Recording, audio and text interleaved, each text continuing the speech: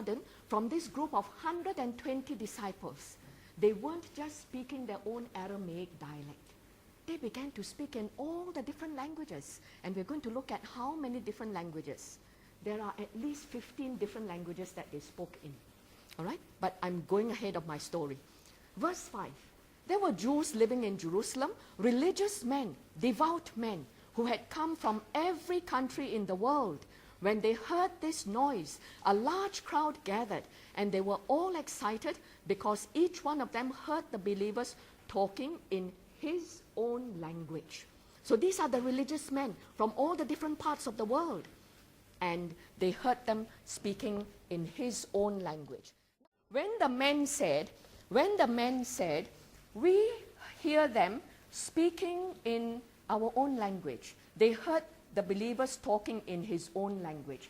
The 120 disciples from the upper room were speaking in at least 15 different languages. It may be more. But they were recognizable languages. And the people in Jerusalem understood them. In verse 5, when you have the Jews living in Jerusalem, religious men who had come from every country in the world, these are not the permanent residents of Jerusalem. These are the visitors to Jerusalem who have come for the Feast of Pentecost. And they have come from all these different countries. And they heard the disciples speaking, and they said, hey, this is my language. I can actually understand what they're saying. It's not Aramaic. And then in amazement in verse 7, and wonder, they exclaimed, these people who are talking like this are Galileans. They recognized them as Galileans. How on earth did they recognize them as Galileans? Of course, by the way they dress. Galilee is in the northern part of Judea. And the Galileans were the uneducated part. The Galileans were the uneducated peoples of the Jews. They were mainly fishermen.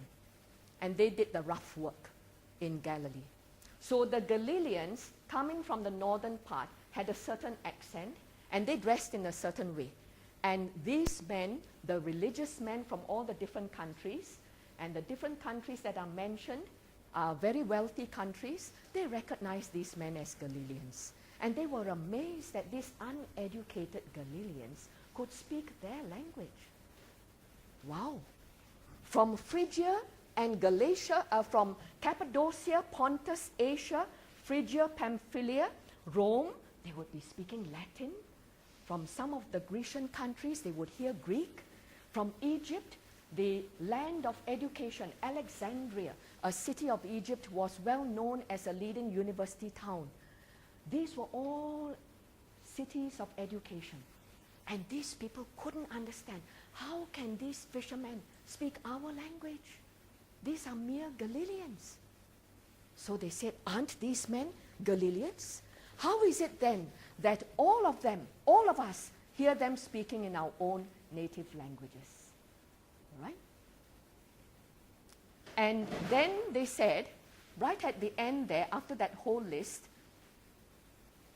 they said, yet all of us hear them speaking in our own languages about the great things that God has done.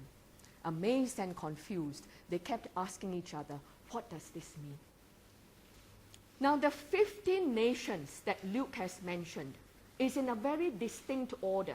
Verse 9, we are from Parthia, Media, Elam, from Mesopotamia, Judea, Cappadocia, Pontus, Asia, Phrygia, Pamphylia. From Egypt, parts of Libya belonging to Cyrene, from Rome, both Jews and Gentiles who have been converted to Judaism. And then you have Crete, those from Crete and those from Arabia. The Jews had been invaded in their country of Israel many times by the foreigners. And the first dispersion, here I would like to introduce you to the word diaspora. Diaspora is a term that refers to the Jews who have traveled to other countries and settled there. So there are 3 dispersions here. And Dr. Luke has classified all the countries according to these 3 dispersions. And I will just very quickly mention to you that the first dispersion took place under King Shalmaneser. and under King Nebuchadnezzar. King Shalmaneser took the 10 tribes and settled them in Media and Assyria. 2 Kings chapter 18. King Nebuchadnezzar, you remember King Nebuchadnezzar? In which book of the Bible do we read about him? King Nebuchadnezzar. 2 Chronicles 36, verse 20. Who is the famous young man who was carried away to Nebuchadnezzar's court? Daniel. We don't have a Daniel in our class this year. All right? Daniel. Oh, yes, that's Daniel. Sorry. Daniel. Now, King Nebuchadnezzar took the 2 tribes and took them away to Babylonia. Babylonia is that area around the 2 rivers, Euphrates and Tigris. Okay? That you see in the map. Now that's the first dispersion. So you can see from the map there, the first dispersion, the Parthia, Media, Elam, Mesopotamia, that area. The second dispersion actually begins with Cappadocia. Judea is put in there